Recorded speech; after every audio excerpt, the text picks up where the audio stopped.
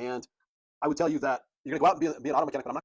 So I think that's why this course is so important. Right? So you have a stimulus and input that goes into the black box, and then you have a response. In psychology, they don't really care a whole lot about what's going on inside the black box. It's a little bit of a myth. One of the key concepts that you'll see to show up a lot in all the courses that we do in the series is this idea that the limbic system, this primitive part of our brain, wants to move toward up. And what you need to start to think about, maybe it's a rhetorical question, but are there times when we want to move toward pain?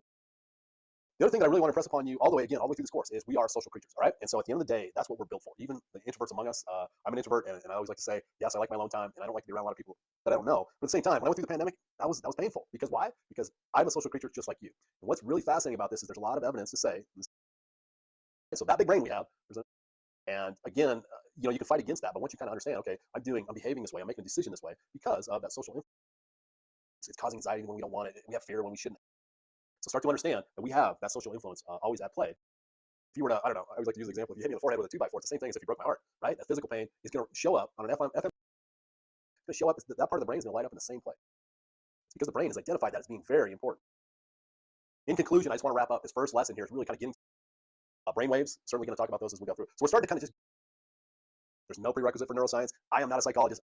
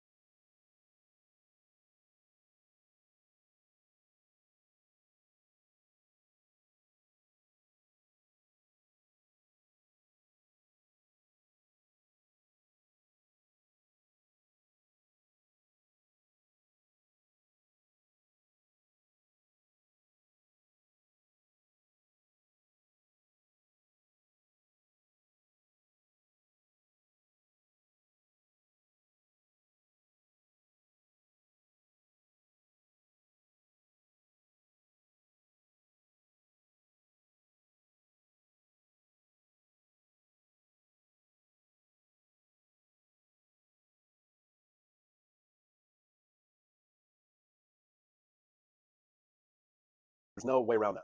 They can be really hard reads. The way I would recommend is I like to look at the kind of discussion that they have around the findings. Do they? If you want to dig into that, that's great. And I would say if you're going to move into doing your own research, a strong correlation might indicate causality, but could be also other explanations, all right? So it could be something like random choice or random chance that's driving. So I think it's important for us to kind of understand that as we move forward. Most of the time, it's really kind of hard, to be quite honest. The other thing to keep in mind is whenever we see something called a meta-analysis, that's another. A meta-analysis is somebody that has created a research study. So let's talk about neurotransmitters. Neurotransmitters are incredibly important as we navigate this course. That's one way to kind of look at it a little bit different. And neurotransmitters are brain chemicals, all right? So both of these can impact mood and behavior and decision making. But most of what we're going to talk about in this course is neurotransmitters. Although I will, sometimes you can see some that do both. They can be labeled as both a hormone and so that's a pretty common one, and it's going to give us a jolt of energy, a jolt of stimulation. It's very, I would say, it's designed to mobilize the body and brain to prepare ourselves to what? Run away or fight. All right, so that's that fight or flight. So epinephrine and norepinephrine. So we'll see serotonin showing up as we go through the semester as well. Others oftentimes find or feel oxytocin with their children, and really usually what happens is if you're in endorphins. I'm a runner, and endorphins, and really anybody that does maybe extreme athletics certainly knows a little bit about endorphins. And endorphins are just, and then probably the biggest one that everybody knows about, right, is dopamine. Dopamine is that feel good. As soon as it feels like we've got the finish line made, it'll start to drop off. And one of the things that comes from that's what I want to leave you with right now.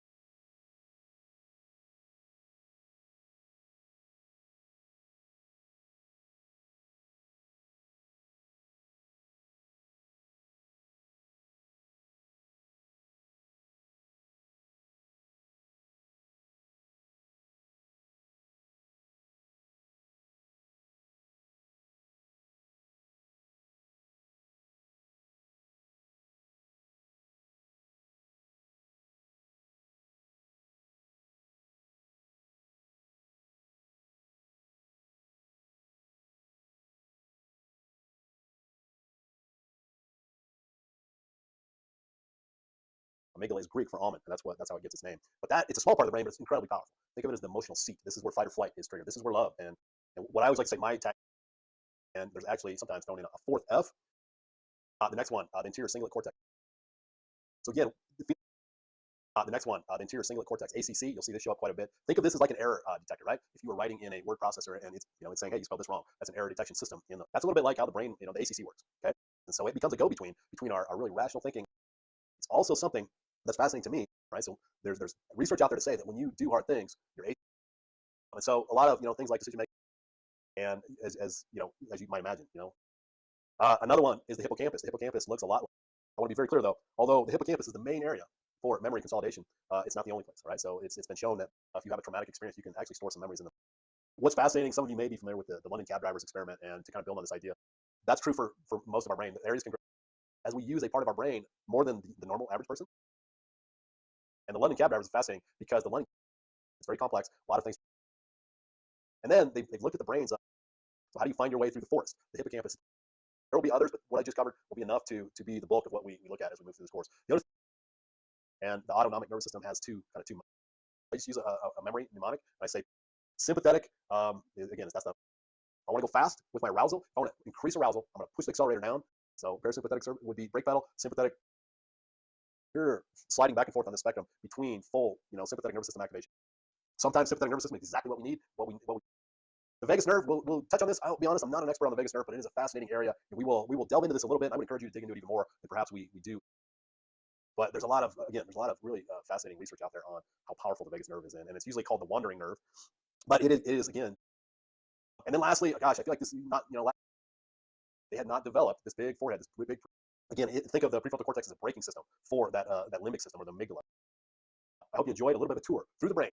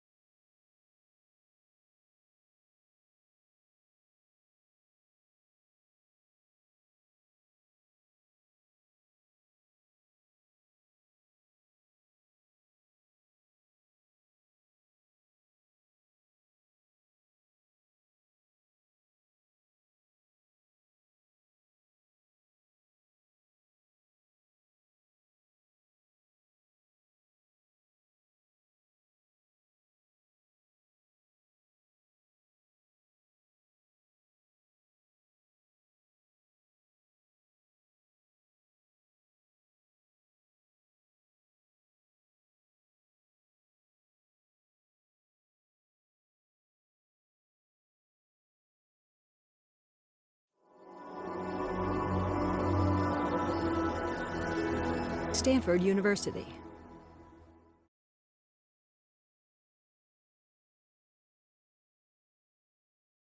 How to check if someone's spying on you. Actually, it's pretty simple. If you notice any of these signs, it's time to check your phone. Here. Let me tell you a story.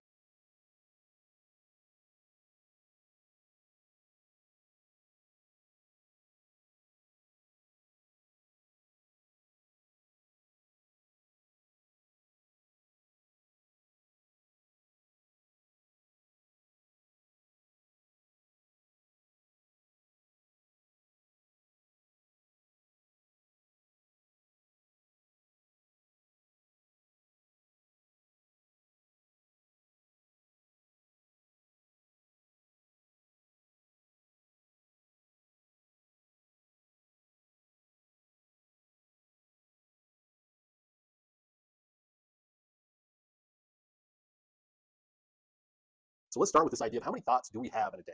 And I would say it's very hard to measure this, right? The people that are really, there's a wide range of how many thoughts we have in a day. But just think, I will say, the newest data that I've seen a figure of 6,200 with some new research. I'd like to see I'd like to see a little bit more data points before I. So I want you to think about, to me, I'm just like, wow, I'm overwhelmed just thinking about having 20,000 thoughts. But I also have a very active mind. You remember all 20,000 thoughts. Of course, you're not going to be able to. So this is another thing that's kind of hard to pin down, but some people will say that about 10% of our thoughts out of those 20,000 are going to be conscious thoughts. And a lot of it, that's how we get through a day. Because otherwise, if we had to have 20,000 conscious thoughts, our brain would melt down. It's a pretty big chunk of how we show up in the world is going to be dictated by habits. See if you can uncover what those habits are. And again, we'll start to say, not. So there are some people out there that will make a pretty strong case, to be honest, that we don't have free will, right? So there's some fascinating data out there that says that, let's say I'm going to move my hand like this. Let's say it registers in my brain just a split second before I start to move my hand. And so there's some people that make the argument that if it's happening at that subconscious, but we have what is sometimes called free will. Instead of free will, we have free will. So we have that desire to move our hand. The reason that habits form, good or bad, are because of practice. That's the only way we're going to create that neuroplasticity or create those grooves in the brain. And we can also, if we stop going down that pathway, it's like a path through the forest, right? If we stop using, and then the same thing goes for if we have harmful habits, we want that to be the brain to kind of overtake that. What is the actions that you take, and then what is the reward? All right. So starting to understand your habit loop will be very helpful in either starting new habits. Most people are going to say 21 days. Why? It's all over the internet, and it is wrong. Stick with it. Stick with it. What I say to my students and my clients, it doesn't matter if it's 21 days, 66 days, 254 days, or 5 years. If it's important to you, stick with it for however long it takes until it takes hold. All right. Some habits take a little bit longer to take hold. All right. So I hope you go out there and take a look at your habits.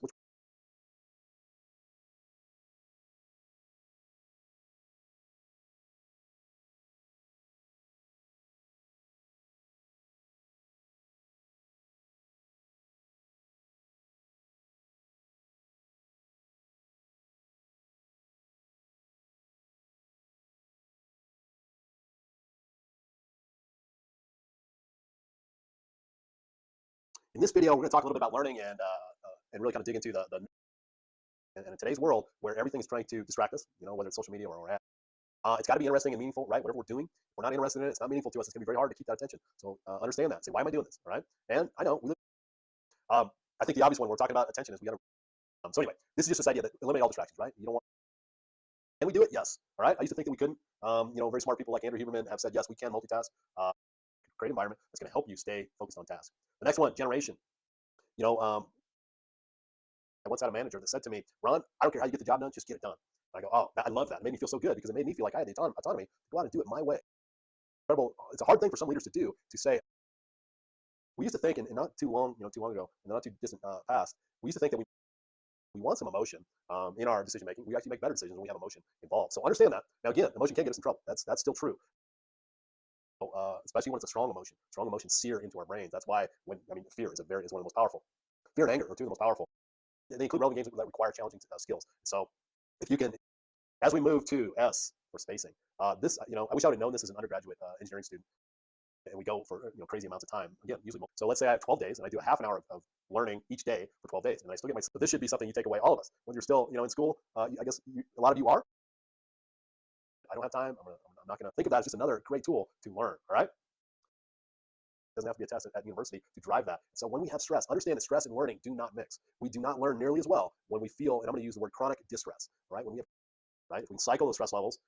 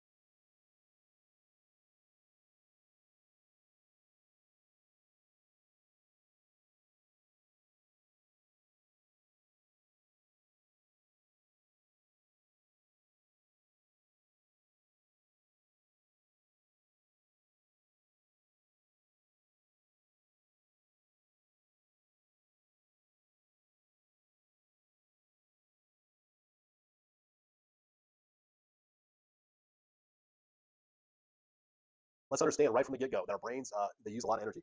Roughly about 2.5 to 3 pound organ that we have between. So a small chunk of mass is using a lot of calories. And so understand that, take care of it.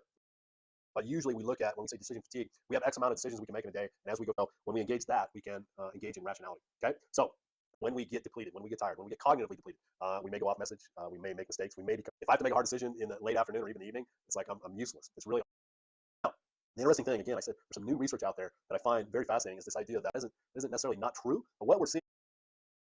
So maybe, again, this is new research. Maybe the idea is using a definition from Shanker and Barker. One of the cool things that I've learned I just wrote a textbook chapter in a book called Adventure Psychology, going knowingly into the unknown. And what that means is many things in life, as you get more of it, there comes a time when not only, again, self-control, much like many of the things we talk about in this course. So as we look at Roy Baumeister's strength is that, again, that's that willpower that we talked about. It is, what is your desire to do this, and what is your commitment to get it done, right? So that's incredibly powerful. So if, for example, I'm climbing Mount Everest, and an if-then plan that I would have before I started my ascent, willpower is low, habits and systems will take over the show. Reduce trivial decisions. Not everything on your to-do list is as important as the other ones. So understand which ones are the higher priority. Organize. This is going to lower stress levels. It's going to make you better at. That's a feel-good chemical, a neurotransmitter that we get, and that's a good place to be. So self-control can be strengthened in all those ways.